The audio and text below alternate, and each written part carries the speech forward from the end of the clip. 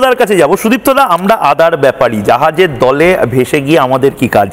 মানে এটা হয়তো ম্যাক্সিমাম পশ্চিমবঙ্গের যারা মানুষ রয়েছেন তারা হয়তো এই মুহূর্তে ভাবছেন যে সব মানলাম, এত বড় বড় জিনিস হচ্ছে, তার জন্য নরেন্দ্র মোদীজি আছেন, তার জন্য অজিত ডোভালজি রক্ষা করবেন, সব হলো, আমাদের কিসে ফায়দা?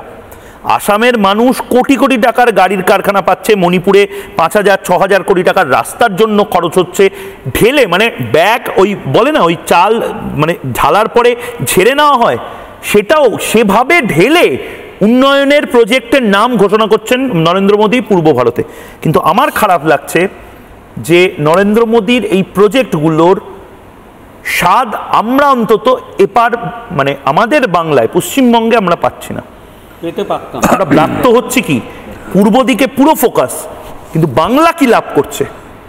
আমি আপনাকে বলি, আমরা 2047-এ আমরা চেষ্টা করছি পৃথিবীর 1 নম্বর একটা ইকোনমিতে গিয়ে পৌঁছানো, কিন্তু আপনি দেখবেন গত 35 বছর যবে থেকে নেহেরু ভিয়ান অর্থনীতি আমরা ডাম্প করে দিয়েছি তবে থেকে উন্নতি করেছে মোটামুটি দক্ষিণ ভারত এবং পশ্চিম ভারত, যেহেতু তারা বন্দর তৈরি করেছে।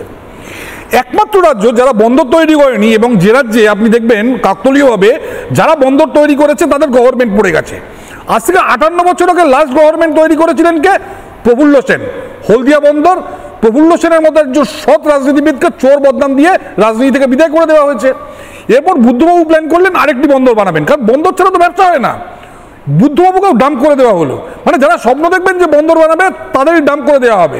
যেন মমতা ব্যানার্জি বারবার বলছেন এখানে বন্দর করবো ওখানে বন্দর করবো, ভোটের আগে বন্দর উনি কিছুতেই হতে দিচ্ছেন না, যাতে নাকি এই অ্যাডভান্টেজটা বাংলাদেশ পায়।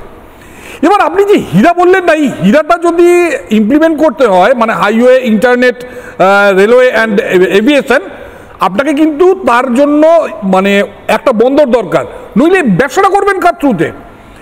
এবারে হাইওয়েতে পশ্চিমবঙ্গে জমি দিচ্ছে না, ইন্টারনেট বলছেন submarine cable landing station Digha, Trinamool Congress 2008 থেকে দীঘায় হওয়ার কথা ছিল, করতে দেয়নি, তারপরে ওটা হলদিয়ায় আসার কথা না কোথায়, সেটাও হচ্ছে না। দেখবেন এই যে নর্থ ইন্ডিয়া যেখানে প্রচুর ইন্ডাস্ট্রি আসছে, এই নর্থ ইস্ট বা নর্থ ইন্ডিয়া, এদের একমাত্র গেটওয়ে হলো ওয়েস্ট বেঙ্গল, গঙ্গা নদী, এবং এর কাছাকাছি নিকোবরে 75,000 কোটি টাকা ইনভেস্ট করছে গভর্নমেন্ট। কেননা এই পুরো এই যে ইস্ট, এই যে লুক ইস্ট বলছে, পুরো জায়গাটার বিজনেসটা কন্ট্রোল করতে চায় ইন্ডিয়া থ্রু নিকোবর। কিন্তু নর্থ ইন্ডিয়া বা নর্থ ইস্টকে যদি এর ফসলটা পেতে হয় তাহলে পেতে হবে কলকাতার কাছাকাছি একটা বন্দর থেকে। এই পশ্চিমবঙ্গের রাজনীতি, এই পশ্চিমবঙ্গের জার্নালিজম, মানে আপনি কিছু মনে করবেন না, এইখানকার শিক্ষা ব্যবস্থা, বিমলদা কিছু মনে করবেন না আমি বলছি, এবং এখানকার যে টালিগঞ্জ ইন্ডাস্ট্রি, বুদ্ধিজীবীরা, এই পুরো জায়গাটাকে যদি মানে ডিরাডিক্যালাইজ না করা যায় এখানে উন্নতি হবে না। কালকে আপনি জমি নিতে যাবেন, এখানে গন্ডগোল পাকাবে আবার গিয়ে, আপনি এখানে জমি নিতে যাবেন আবার গন্ডগোল পাকাবে এখানে গিয়ে। ফলে এই ওয়েস্ট বেঙ্গলটাকে ডিরাডিক্যালাইজ করাটা ভীষণ দরকার, পুরো নর্থ ইন্ডিয়া এবং পুরো নর্থ ইস্ট ইন্ডিয়াটাকে মানে ডেভেলপমেন্টের মাঝখানে আনার। আপনাকে আমি বলি খুব শিগগিরই, মানে এখানে যে এনআইএফআর র্যাঙ্কিং দেখেছেন, এনআইএফআর র্যাঙ্কিং বেরিয়েছে, বিজনেস ম্যানেজমেন্ট ইনস্টিটিউটের মধ্যে ভারতবর্ষের প্রথম দেওয়া হয় আইআইএম ক্যালকাটাকে, ফার্স্ট ইনস্টিটিউট ছিল। অবাক হয়ে গেলাম, IIM Mumbai, not IIT Mumbai, IIM Mumbai তারা ছাড়িয়ে গেছে আইআইএম ক্যালকাটাকে এনআইএফআর র্যাঙ্কিংয়ে। কেন? কারণ কলকাতা আইআইএম থেকে দেখা যাচ্ছে গত 30 বছর যারা পাস করেছে তাদের 1% ছেলেমেয়েও কলকাতায় চাকরি পায় না, তারা চাকরি পায় কলকাতার বাইরে। কেন? কারণ এইখানে ইন্ডাস্ট্রি নেই, এখানে আগামী দিনে ইন্ডাস্ট্রি তৈরি হওয়ার কোনো অপশন নেই। মানে এরকমও সম্ভাবনা হতে পারে যে মণিপুরে হয়তো টেকনোলজিক্যাল হাব তৈরি করে দিল নরেন্দ্র মোদী, আর আমাদের ছেলেমেয়েগুলো এখন হয়তো মণিপুরে গিয়ে টেকনোলজিক্যাল হাবে কাজ করবে। গৌহাটিতে যাচ্ছে তো, গৌহাটিতে যাচ্ছে, এবং আপনি দেখুন গৌহাটি আইআইটিতে ভালো ক্যাম্পাস ইন্টারভিউ হচ্ছে, গৌহাটিতে যাচ্ছে। এবার ঘটছে তাদের তো বেচতে হবে জিনিসটা, তাদের বেচতে গেলে এখানে একটা পোর্ট দরকার এবং এখানে ইনফ্রাস্ট্রাকচার দরকার। এই যে বিমলদা একটু আগে বললেন সবকটা স্টেট ইনফ্রাস্ট্রাকচার হচ্ছে, একটা মাত্র স্টেটে ইনফ্রাস্ট্রাকচার হচ্ছে না, কোথায়? আমাদের এখানে।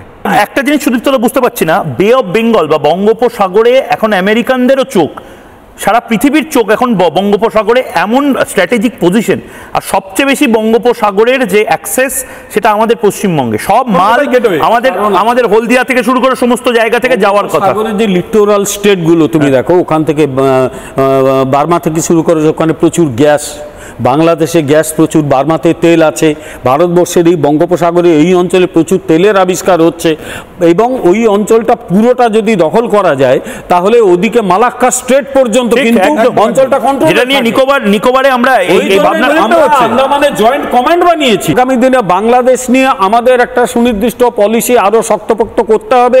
বাংলাদেশে যা চলছে ওটা খুব বেশি দিন আর চলতে দেওয়া যাবে না। নিজুম মজুমদার, শেষ 30 সেকেন্ড, কোনো নিশ্চিত নয়, শেষ 30 সেকেন্ড এটা করতে হবে। আমার একটা সহজ ব্যাপারটা হচ্ছে যে আমরা বাংলাদেশিরা কি আমাদের ঘাড়ে বন্দুক রেখে ভারতকে স্বীকার করবার যে চেষ্টা, বা মিয়ানমারকে যে স্বীকার করবার যে চেষ্টা, বা চায়নাকে স্বীকার করবার যে চেষ্টা, সেটা আমরা কি আসলেই এফোর্ড করতে পারবো? বাংলাদেশ কি কোনো এই আমেরিকার এই মারামারির গ্রাউন্ড হিসেবে, বা আমরা এটাকে বলি হচ্ছে যে ওই যে টিস্যু পেপারের মতো ব্যবহার করা? বাংলাদেশ এখন সিদ্ধান্ত নেবে, বাংলাদেশের জনগণ সিদ্ধান্ত নেবে। আসলে এই ইউনুস দারোয়ান তো আর পারবে না। বাংলাদেশের জনগণ সিদ্ধান্ত নেবে যে বাংলাদেশের মানুষ একটা উন্নয়নশীল দেশ থেকে একটা টিস্যু পেপারে পরিণত হতে চায় কিনা।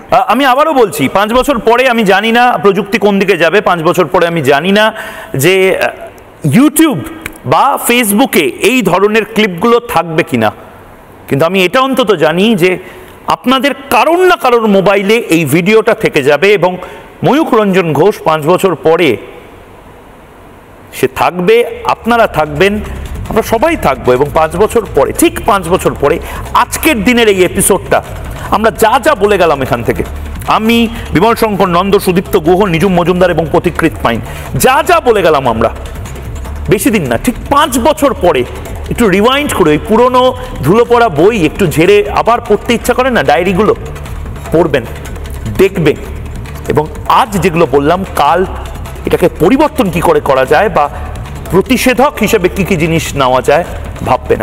নানা ধরনের কন্টেন্ট দেখার জন্য লাইক করুন, শেয়ার করুন আমাদের ফেসবুক পেজ, সাবস্ক্রাইব করুন আমাদের ইউটিউব চ্যানেল। পাশাপাশি অন্যান্য ব্রেকিং নিউজের জন্য অবশ্যই চোখ রাখুন রিপাবলিক বাংলায়।